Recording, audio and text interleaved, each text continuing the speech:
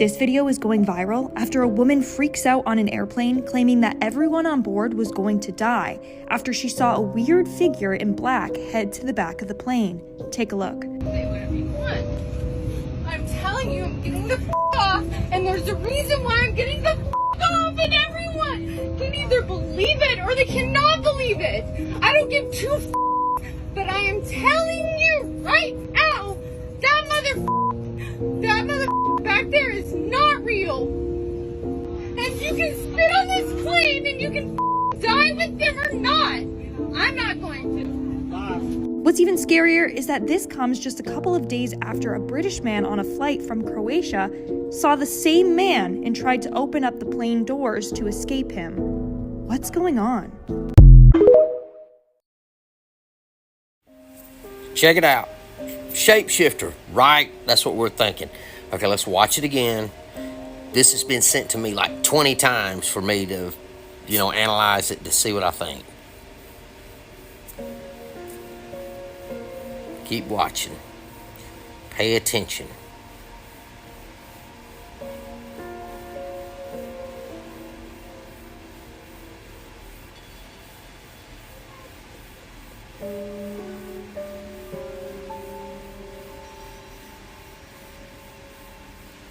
Right there. That's the one that kind of gets me right there. You can see me snapping the screenshots while I'm watching this, trying to catch each frame, and that's what we're going to look at.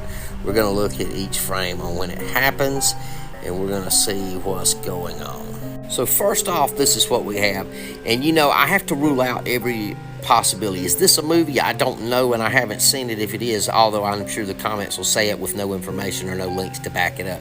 If you do have that information, please back it up. Don't say it, because if you say it and you can't back it up, it looks pathetic. So let's get started.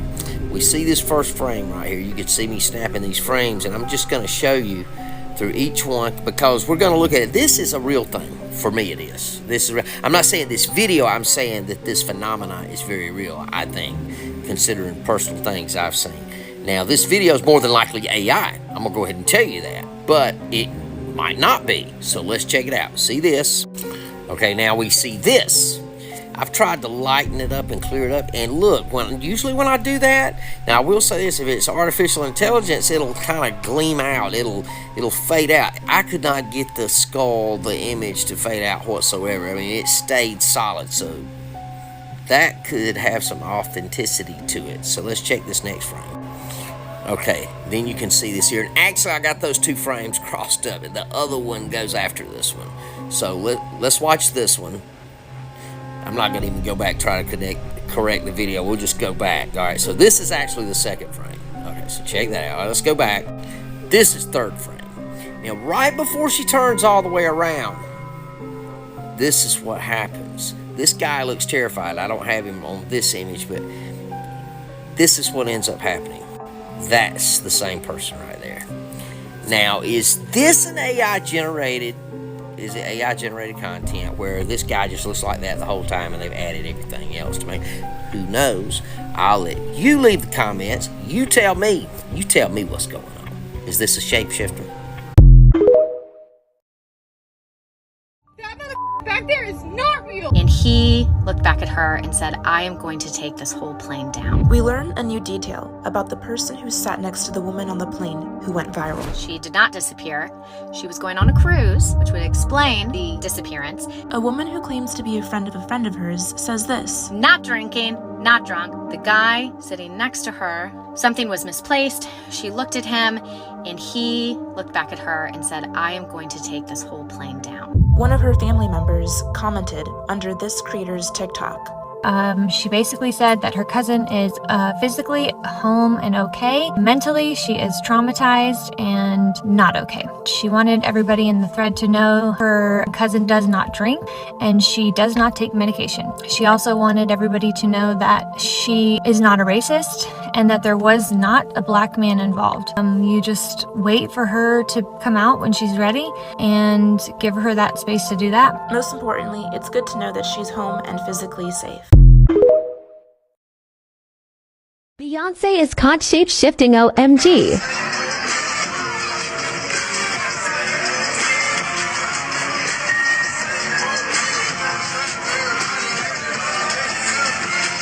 Wow. Story about a time that you know that you saw something, but you don't ever tell this story because you know that no one would ever believe you. I don't think I've ever told this story before because I would sound like an insane person, but I know it happened. I want to be creeped out. I just watched the video of the girl, the Lyft driver in New Orleans, who says she picked up a vampire. I want more stories like that, but I'll tell you mine. When I was 7, my family was living in a suburb of Chicago, about 30 minutes southwest of the city. My parents were out. They went bowling every Friday night. So I know it was a Friday. Our babysitter, Maria, was over. She was a teenager, probably 16, 17 at the time, and my little sister was about 2. We lived in a split level. So my sister and Maria are downstairs and I'm in the kitchen. I was looking out the back window, honestly, probably waiting for our little neighbor boy to come outside because I had a crush on him and I was always running outside whenever I saw he would come out. But in our backyard, there was an apple tree, there was a lake, and then there was a fence separating our yard from the neighbor boy's house. It's dusk. The sun is pretty much set. And I see a black panther jump over the fence and come down, stand underneath the apple tree. It was so tall that its shoulders almost came up to the first set of branches. Jet black fur. And we had a house cat, so I know what the house cat size is in relation to this thing. This thing was easily 6 or 7 times the size of our cat. So I start calling for Maria, yelling at her to come up to the kitchen to see this black panther in our backyard. She was taking her time. My sister was crying and she was tending to her. I'm standing there mesmerized by this black panther, and it turns and it looks at me and it makes eye contact. And on its head, this thing was jet black, but on its head, it had a little patch of white fur just going right like this. And we just stare at each other for a good 5 seconds or so. I hear Maria stirring. She's coming into the kitchen. And as she's walking into the kitchen, the panther runs into the lake. I was like, there was a panther in our backyard. Maria's like, it was just a house cat. I'm like, no, it was a panther. Fast forward to later on that night, my parents still aren't home. I'm in bed. I hear our doorbell. It's probably close to 11 o'clock because my parents were still out. They usually came home around 1 in the morning. So naturally I hear the doorbell ring. I get out of bed. I go to the top of the stairs and I see Maria answering the door. And I'm creeping on the stairs and she lets this man in and he's wearing all black. He was very pale. And I hear him tell her basically that he was a traveler who lost his way and he needed to use our phone. It was the 90s, so people didn't have cell phones easily accessible, so he just wanted to use our landline. So Maria lets him in. He's using the phone. It's very muffled. I can't hear what he's saying. I remember the conversation, but I don't. That's where mine and this girl's stories are similar. So after he makes his phone call, he's turning to leave. He walks past the stairs. He looks up at me because I'm still sitting at the top of it, and I see on his head he has a little patch of white hair in the same spot that the panther had. And he looks at Maria and he goes, "Thank you for your help. It's really easy to get lost in the shadows." And he leaves. Now this man shook me. I could not sleep that night. So when my parents got home, I was still awake in bed. I ran downstairs. I told them all about the panther. They chalked it up to an overactive imagination. And they were like, it was just a house cat. You're just letting your imagination get the best of you. And I told them about the man. They were pissed. They were fuming. They fired Maria for letting a strange man into our house, as they should have. But yeah, I don't know. I've looked into it. There have been tons of Black Panther sightings all over Illinois, close to Chicago. And yet the Department of Natural Resources maintains that there are no Black Panthers in Illinois. So yeah, stitch this or let me know in the comments your story because I know I'm not the only one.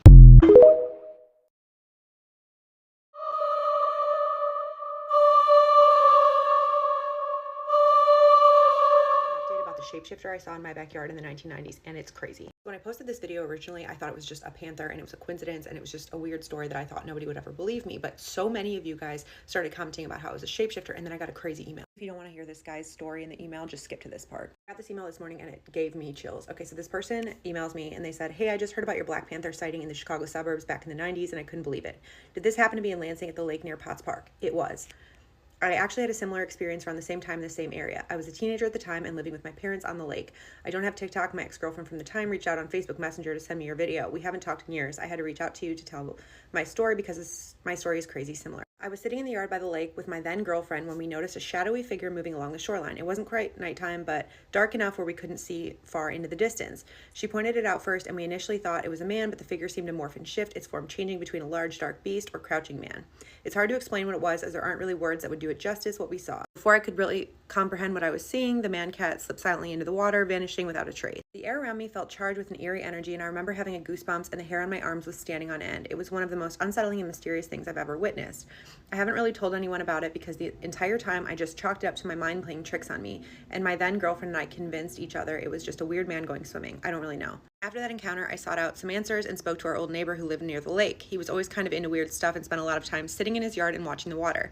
He wasn't a professional, but he was a local historian of sorts and knew much about the area's lore. He told me about the legend of the shapeshifter that had roamed these lands for centuries. According to him, this being could take on various forms, often appearing as a panther, a wolf, or a man who could disappear into the water. The old man said the shapeshifter was believed to be a guardian of the area, sometimes a protector, and other times he'd show up when there was change coming. He said the last time he remembers somebody telling him about him showing up was when they built a new development of houses on the lake in the late 1980s. He advised me to always be cautious and trust my instincts when encountering such beings. He shared an anecdote about how the area was originally settled. Long before modern civilization took root, indigenous tribes lived here, coexisting with the land and its mystical inhabitants.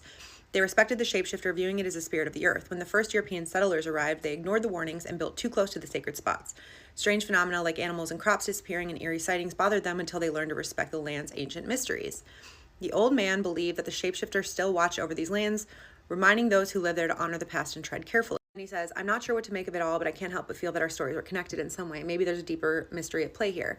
Stay safe out there and let me know if you hear anything else about the area from others. Best, Brandon. So I'm like, there's no way. So I start Googling. The first thing I type in is Native American tribes in Lansing, Illinois, and this comes up. Through the center of Lansing, running east-west, is a 25-foot-high elongated ridge of sand and gravel deposits that was once a great prominent Indian trail that is now known as Ridge Road. Here's a map of the area, okay? So this was the lake. This is Ridge Road. So this is how far we are. So then I type in what native tribes lived in the area, and this tribe comes up. Oh my God. They did ceremonies to appease the underworld panther and maintain balance. There's a myth of the underworld panther. In my story, I talked about how the panther disappeared in the water, and look at this journal entry. You can pause to read this if you'd like. But yeah, the underwater panther is apparently a whole thing. So yeah, if you're from this area or you have your own shapeshifter story, please share, because now I'm just going down this entire rabbit hole.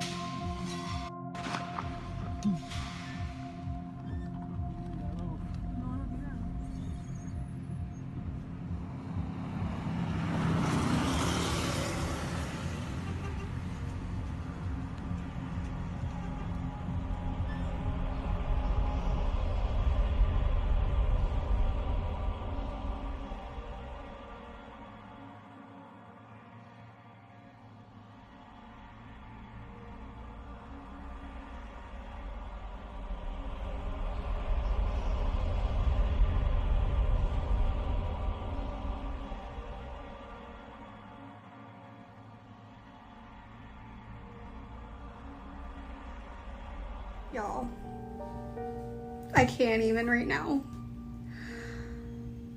So we have a shapeshifter at work and we're all kind of freaked out and I don't know what to do about it. Let me tell you how I know it's a shapeshifter. So a couple days ago I was taking out the trash with my coworker and I was standing next to her by the door. So she was on my right side by the door and our shoulders were touching and we're looking out to see if the bins are full. And we work like right next to a Goodwill, so there was a bunch of nice furniture out by our dumpsters and we were like, let's go check it out. But next thing I know, she opens the door and walks back into the building and I'm like, oh, okay. So I follow her in and I go and close all the doors. So through the outside it's locked and nobody can get in. And so once I get to the second door, I started to think, I was like, wow, normally she like waits for me in this part of the room. Maybe she's gonna scare me. So I go to the second door and I peek in and then nobody's there. And then all of a sudden I hear on the walkie, Amanda, why did you lock me out? And I'm like, what? And so I go back outside and I see my coworker like far along where this ramp is. She's like towards the middle of the ramp. And I'm looking at her like, how did you get over there? And she's like, Amanda, I've been here the entire time. I was wondering why you just left me here. And I'm like, what do you mean? You were just right here next to me and you walked right into the building, so I just followed you. And she's like, Amanda, that wasn't me. And I'm like, what? And so I'm like trying to think of what the heck just happened. I was like, did I follow a ghost? Was there a glitch in the matrix? Did I like shift realities for a second? Like I was completely confused. And then not too long after that, my coworker, one of my other coworkers was in the back and he was all by himself and he heard a woman say hello. And when he turned around and said yes, there was nobody there. And he was like all freaked out and he told me about it because I told him what happened when we were back there. And then I come in today and talk to my other coworker and she's like, dude, that spirit or whatever is still here because it was pretending to be a coworker she opened with. She was like, I saw him standing outside of the front door staring at all the cars. And then next thing, like I know, like a second later, I like turn and I see him coming up from the back like hallway. And she looked back at what she thought he was standing at and he disappeared and he was coming up. Like the real him was coming up and she's like, were you just outside? And he's like, no, I was in the back. So this thing is a freaking shapeshifter. I know it. Like this is not just a normal ghost. And I don't know what to do. It keeps pretending to be us. So now I'm just waiting until I actually fully become face to face with this thing. Because I was next to it. I saw the back of it and it looked like my coworker.